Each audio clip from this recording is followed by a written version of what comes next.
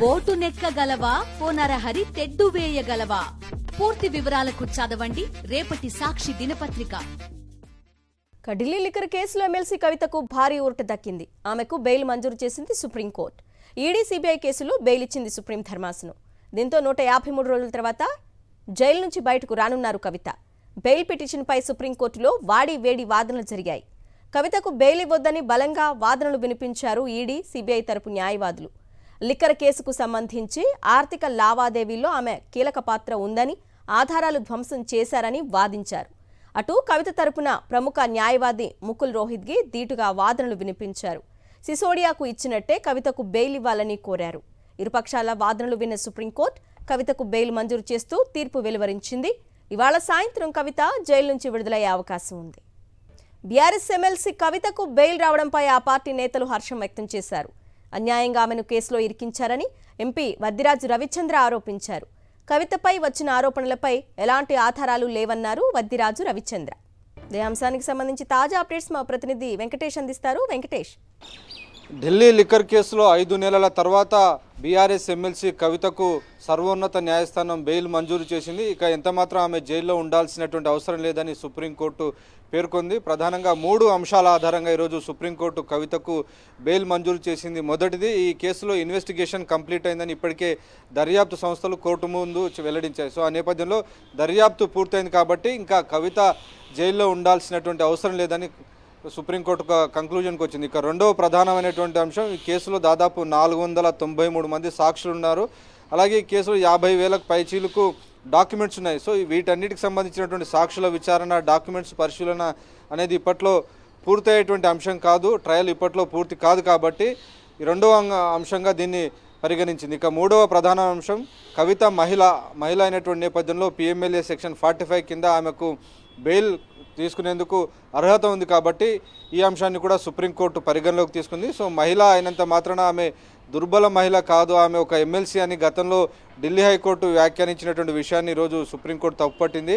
మహిళను మహిళగానే చూడాల్సినటువంటి అవసరం ఉందనేటువంటి విషయాన్ని సుప్రీంకోర్టు పరిగణలోకి తీసుకుంది. సో ఈ 3 గ్రౌండ్స్ ఆధారంగా ఈరోజు సుప్రీంకోర్టు కవితకు బెయిల్ మంజూరు చేస్తూ నిర్ణయం తీసుకుంది. అలాగే ఈ సందర్భంగా కవితకు కొన్ని బెయిల్ కండిషన్స్ కూడా విధించింది. అది 2 కేసుల్లో, సిబిఐ కేసులోను అలాగే ఇటు ఈడీ కేసులో 10 లక్షల రూపాయల ఒక బెయిల్ బాండు సుప్రీంకోర్టులో సమర్పించాల్సి ఉంటుంది. అలాగే తన పాస్పోర్టును కూడా ఆమె డిపాజిట్ చేయాల్సి ఉంటుంది. సో విదేశాలకు ఎక్కడ వెళ్ళిపోయేటువంటి ప్రయత్నం చేయొద్దని కూడా మరొక షరతు విధించింది. ఇక మూడవ షరతు, సాక్షులను కానీ సాక్ష్యాలను కానీ ప్రభావితం చేసేటువంటి ప్రయత్నాలు చేయొద్దని ఒక మూడవ షరతు విధించింది. సో ఈ 3 షరతులు ఆధారంగా ఈరోజు సుప్రీంకోర్టు కవితకు బెయిల్ మంజూరు చేస్తూ నిర్ణయం తీసుకుంది. సో బెయిల్ ఉత్తర్వులను అప్లోడ్ చేసిన వెంటనే సుప్రీంకోర్టు నుంచి నేరుగా తీహార్ జైలుకు తీసుకెళ్లి ఈ రాత్రికల్లా కవితను విడిపించేందుకు కవిత తరపున న్యాయ నిపుణులందరూ కూడా ప్రయత్నం చేస్తున్నారు. సో ఆ దిశగా ఇప్పటికే కేటీఆర్ అలాగే ఇటు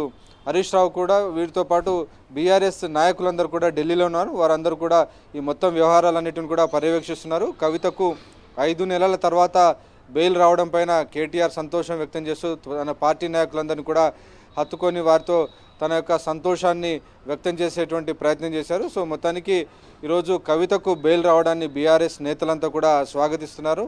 కవిత ఇన్నేళ్ల పాటు జైల్లో ఇబ్బందులు పడ్డారు. ఈ కేసులో ఆమెకు వ్యతిరేకంగా ఎలాంటి సాక్ష్యాలు లేవని బీఆర్ఎస్ ఎంపీ వద్దిరాజు రవిచంద్ర చెప్తున్నటువంటి పరిస్థితి. సో మొత్తానికి ఈ వ్యవహారంలో కవిత పాత్రకు సంబంధించినటువంటి అంశంపైన దర్యాప్తు పూర్తయినటువంటి నేపథ్యంలో కవితకు ఈరోజు సుప్రీంకోర్టు బెయిల్ మంజూరు చేస్తూ నిర్ణయం తీసుకుంది. నిజానికి ఈ బెయిల్ మంజూరు చేయడానికి ముందు సుప్రీంకోర్టు కొన్ని తీవ్రమైనటువంటి వ్యాఖ్యలు దర్యాప్తు సంస్థలపైన చేసింది. మొత్తం వ్యవహారంలో కవిత పాత్రకు సంబంధించి మాగుంట శ్రీనివాసరెడ్డి ఇచ్చినటువంటి సాక్ష్యాన్ని ఈరోజు సుప్రీంకోర్టు ముందు చదివేటువంటి ప్రయత్నం చేశారు. సో ఆ సందర్భంగా ఆయనను ఈ కేసులో నిందితుడిగా చేర్చలేదా, కేవలం సాక్షిగానే ఉంచారు అనేటువంటి విషయాన్ని ఈరోజు ముకుల్ రోహిత్గి కవిత తరపునటువంటి న్యాయవాది సుప్రీంకోర్టు దృష్టికి తీసుకెళ్లినటువంటి సమయంలో ఆయన కేవలం విట్నెస్ మాత్రమే అని ఈడీ తరపున న్యాయవాది అడిషనల్ సొలిసిటర్ జనరల్ రాజు కోర్టుకు వెల్లడించారు. ఆ సమయంలో కోర్టు దీన్ని తీవ్రంగా పరిగణించింది.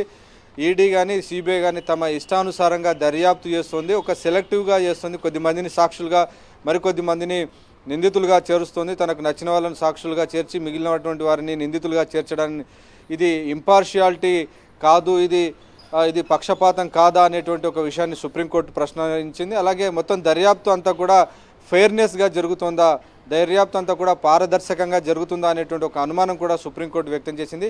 సో ఇలాంటి వ్యవహార శైలి దర్యాప్తు సంస్థలు చేయడం మంచిది కాదు అనేటువంటి విషయాన్ని ఈరోజు సుప్రీంకోర్టు తీవ్రంగా వ్యాఖ్యానించింది. సో ఆ నేపథ్యంలోనే ఇక ఇలాంటి పారదర్శకత లేని పక్షపాతంగా ఉన్నటువంటి దర్యాప్తు ఉన్నటువంటి నేపథ్యంలో ఇక కవితను ఎంత మాత్రం కూడా జైల్లో ఉంచాల్సినటువంటి అవసరం లేదని సుప్రీంకోర్టు ఒక నిర్ణయానికి వచ్చింది. ఆ నేపథ్యంలోనే ఈ కేసులో దర్యాప్తు కూడా పూర్తయిందని దర్యాప్తు సంస్థలే స్వయంగా చెప్పినటువంటి నేపథ్యంలో కవిత ఇంకా జైల్లో ఉండాల్సినటువంటి అవసరం లేదని సుప్రీంకోర్టు అభిప్రాయపడుతూ కవితకు బెయిల్ మంజూరు చేస్తూ నిర్ణయం తీసుకుంది. నిజానికి కవితను ఈ ఏడాది మార్చి 15వ తేదీన ఆమెను ఈడీ అరెస్ట్ చేసింది. ఆ తర్వాత ఏప్రిల్ 11వ తేదీన సిబిఐ అరెస్ట్ చేసింది. సో 2 కేసులు ఆమె పైన ఉన్నాయి. సో ఈ 2 కేసుల్లో కూడా సుప్రీంకోర్టు ఆమెకు బెయిల్ మంజూరు చేస్తూ నిర్ణయం తీసుకోవడంతో బీఆర్ఎస్ వర్గాల్లోనూ అలాగే కవిత కుటుంబ సభ్యుల్లో వారందరూ కూడా స్వాగతించారు, హర్షాతిరేకాలు వ్యక్తం చేస్తున్నటువంటి పరిస్థితి మనం చూస్తున్నాం. వెంకటేష్, బీజేపీలో బీఆర్ఎస్ విలీనం కావడమే ఆలస్యం, అందుకే కవితకు బెయిల్ వచ్చింది అని ఒక టాక్ వినిపిస్తోంది. దీన్ని పార్టీ ఏ విధంగా ఖండిస్తోంది?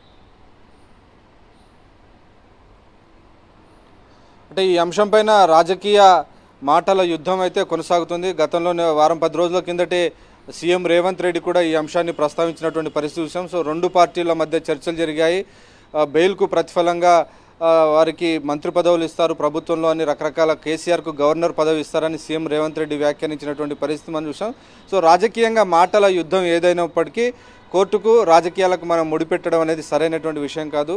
ఇది కేవలం రాజకీయ పార్టీలు కాబట్టి రాజకీయంగా ఒక పార్టీ మరొక పార్టీ విమర్శలకు మాత్రమే దీన్ని మనం పరిగణించాలి. సో కోర్టు దాన్ని ప్రభావితమయ్యేటువంటి అవకాశం ఉండదు. ఇది కేవలం రాజకీయ మాటలుగానే మనం పరిగణించాలి. సో బీఆర్ఎస్ బీజేపీలో విలీనం అవుతుందనేటువంటిది గత అనేక సంవత్సరాల నుంచి కూడా 2 పార్టీలు ఒకరిపైన పరస్పరం తీవ్రమైనటువంటి విమర్శలు చేసుకుంటున్నారు. సో అదే కోణంలో దీన్ని మనం పరిగణించాల్సింది.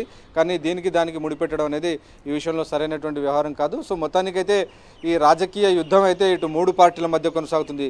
కాంగ్రెస్లో విలీనం బీఆర్ఎస్ అవుతుందని బీజేపీ అంటుంటే, కాదు బీజేపీలోనే బీఆర్ఎస్ విలీనం అవుతుందని 3 పార్టీలు ఒకరిపైన ఒకరు మాటల యుద్ధం కొనసాగిస్తున్నాయి. సో ఆ మాటల యుద్ధం ఫర్దర్గా భవిష్యత్తులో కూడా కంటిన్యూ అవుతుంది. ఇప్పుడు కవితకి బెయిల్ షరతులతో ఇచ్చింది కదా వెంకటేష్, 10 లక్షల పూచికత్తు, అలాగే పాస్పోర్ట్ సరెండర్ చేయాలి, ఇంకే విధమైన షరతులు విధించింది? అంటే ఈరోజు సాయంత్రంలోగా కవిత బెయిల్ నుంచి వచ్చే అవకాశం ఉందా జైలు నుంచి? కవితను ఈ సాయంత్రం కల్లా ఎలాగైనా బయటికి తీసుకురావాలనేటువంటి ఒక దృక్పథంతో కవితకు సంబంధించినటువంటి న్యాయవాదులందరూ కూడా ప్రయత్నాలు ప్రారంభించారు. ఇప్పటికే కోర్టు తన జడ్జిమెంట్ కూడా రిలీజ్ చేసినటువంటి నేపథ్యంలో దాన్ని అఫీషియల్గా సుప్రీంకోర్టు ముద్రతో దాన్ని తీసుకెళ్లాలి.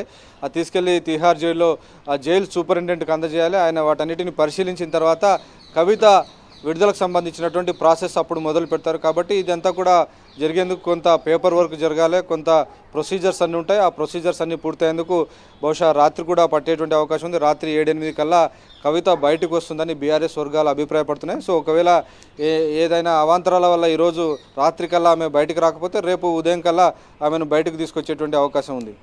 Right Venkatesh, thanks for the details.